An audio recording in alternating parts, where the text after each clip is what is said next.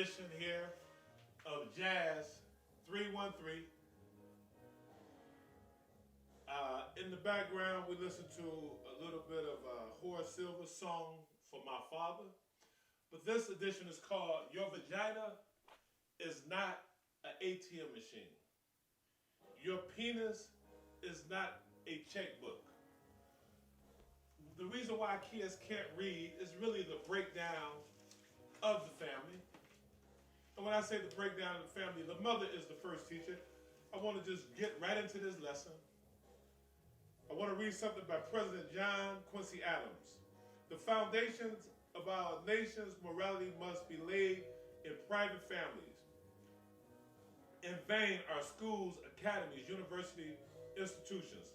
If loose principles and lascivious habits are impressed upon the children in their earliest years, the mothers are the earliest and most important instructors of youth. The vices and example of the parents cannot be concealed from the children.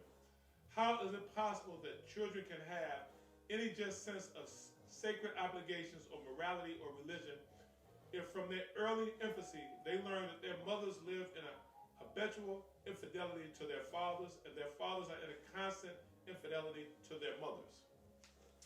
What prompted me to do this one today is I was talking to a good friend of mine and he told me I send child support, and I didn't get into the revenue part. Dealing with kids for almost 30 years, I've learned money is important, but that's not even the first five. My opinion, the first five is love, affection, protection, teaching, and a sense of security. Money is very important because the lights got to be cut off. But mothers, I know in that movie with Janet Jackson and Tupac, Piani, in my era we called it Coochie. It is a beautiful thing. Sex is beautiful. But let me tell you something. Having a baby is a great responsibility. When I look at this picture of this baby inside this egg, inside the womb of a woman, what a woman does with her body, that's between her and God. Me, myself, I don't believe in abortion. But it's not political. I just want to just emphasize some things. Something that our great president said once, John F. Kennedy. Don't ask what our country can do for you. What can you do for our country? In a relationship, don't ask what a guy can do for you. Are you in a partnership or have you been taught those insidious behaviors from your mother? To suck everything out of a man. And a man, are you taught more than a woman is just a cavity to put your sperm? It is a grave responsibility. I just look at my family. My mother's up in age. Just out of her womb, she's responsible for 31 kids. My father's, through his penis, he was responsible for over 100 people on this earth. That is one man. This responsibility, it must be ours. And this is a community American issue. I know our girls look good. The Queen of Sheba, Nefertiti, you are just queens. But you're using your queendomness for wickedness. When I see you all over New York and all over Detroit smoking weed in front of your babies, I don't want to be judgmental. But that's why Johnny can't read. Then you look at the welfare system. And now the latest thing is this pandemic relief money. A year ago, all over the country, people was getting over $1,200 just in food stamps. They was eating lobsters and steaks and giving them away, and they was getting $2,800. So nobody want to work. Walmart can't get any workers. Ruth Chris can't get any workers. No one can get workers because we have that parasitic mentality. But this is about kids. This is about kids. And we really messed up when you look at what happened to the African people with the Berlin Conference. I must ask you to read and look up the Berlin Conference with Otto von Bismarck as well as Cecil Rhodes plotted. They said we don't have to move the Africans. We could just get in their minds and control them with religion.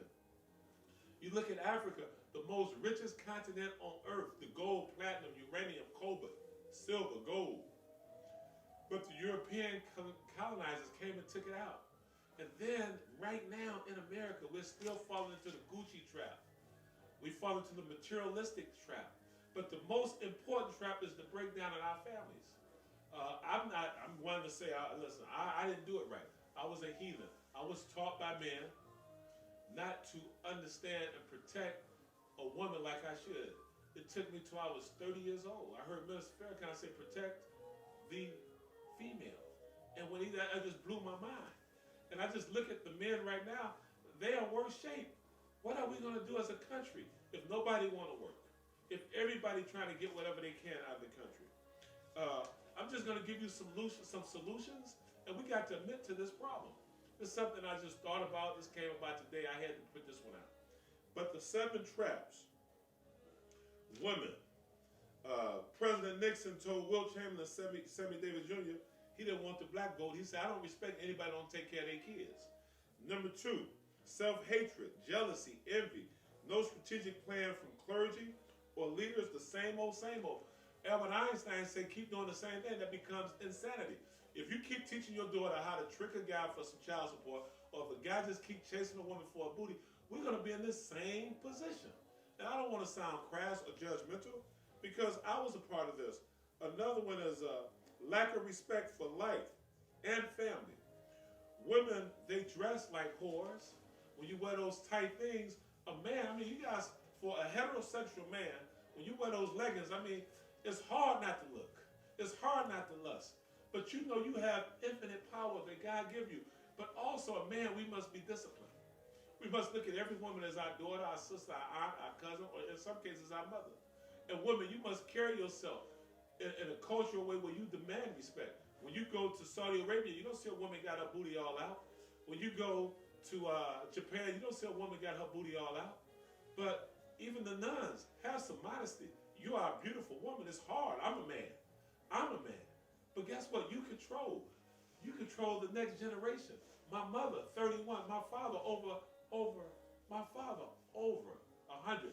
Me, myself, as a man, 4 daughters, 3 grandkids. I'm already, just me, myself. I'm responsible for on this earth directly for 8 other people. The next one is alcohol, drugs.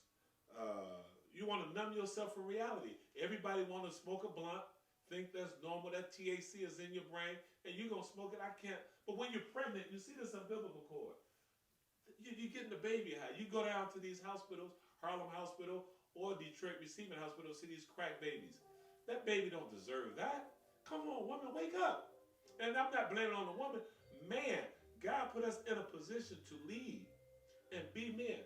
For every no good woman, it's a no good man who made it that way. That's a quote from Minister Farrakhan. That is not my quote. But men, we have to step up. Because our women are out of order. They're out of order because we're out of order. And I know it's traps against us. We talked about the Berlin Conference and Jim Crow, but we don't make excuses. Men don't make excuses. Men make things happen. You got to get a partner. You don't need a whore. If you want a whore, go to Vegas and get a whore. Go to Amsterdam and get a whore. Our women are not to be played with. Women, quit dressing and acting like a whore or a hoochie. Be a woman. Be one who birthed Miles Davis. Be one who birthed Earl Klugh. Be one who birthed Sidney Poitier. That's what your womb is about. You birthed Jesus. You got power. But you run around here acting like a whore. And men are acting like whores because we have no discipline. I used to be a young heathen fool, but I'm just going to give you my knowledge. Don't make the mistakes I made. I used to look at women, and I'll be honest with you, I messed up with probably a lot of women because I didn't know what I was doing. I was a heathen. And I want you to understand, in order for me to get this reading thing together, I need the family to be tight. I'm not going to beat up the schools. I'm not going to beat up the clergy. I'm talking about us as leaders. I have 2 more, and then I'm going to sign off. Lack of education. When I say education, I'm not talking about getting a degree. You can have a PhD and be an idiot. Get an education to take care of yourself, to be a plumber, to be an electrician, to cut trees, to be a mechanic, be an elevator mechanic, an escalator mechanic. Be of service to self and community. Quit worrying about a job. Quit worrying about money. Come home and take care of your family. The last one before I sign off, that slave mentality of having a job. Ain't nothing the matter with a job, but try to do something for yourself, for your family, for your community. And before I sign off, I just want you to understand, I'm going to read this quote by Cecil Rhodes, and I'm going to let you go. I hope you stay with me on this one. Cecil Rhodes, in the Berlin Conference, The native is to be treated as a child and denied freedom. We must adapt a system of deposition, such as works in India, and our relationship with the barbarism of the Africans.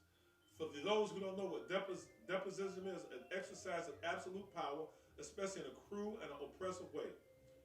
A country or political system where the ruler holds absolute power. Some nations are democracies and others are depositions. Here's the deal. You see what they did. And you got to understand the trick of the devil. You got to understand your opponent. Our woman is not our opponent, and women, our men are not your opponent. We're in this thing together. You saw what they did to the Delaware lacrosse black team. You saw what they did to the teacher in North Carolina. We got to get our families together. We got to learn how to read. We got to know how to love.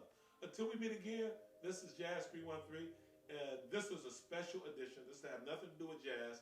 This has to do with welfare mentality, pandemic mentality, the brokenness of our families, that we need to get back together, and we got to understand and respect each other, and we got to teach the babies. It's about the babies. It ain't about us. It's about the babies and the next generation. Thank you again for giving me your time. And if you like what I'm doing, click subscribe and share. Remember, your vagina is not an ATM, and your penis is not a blank check. Thank you.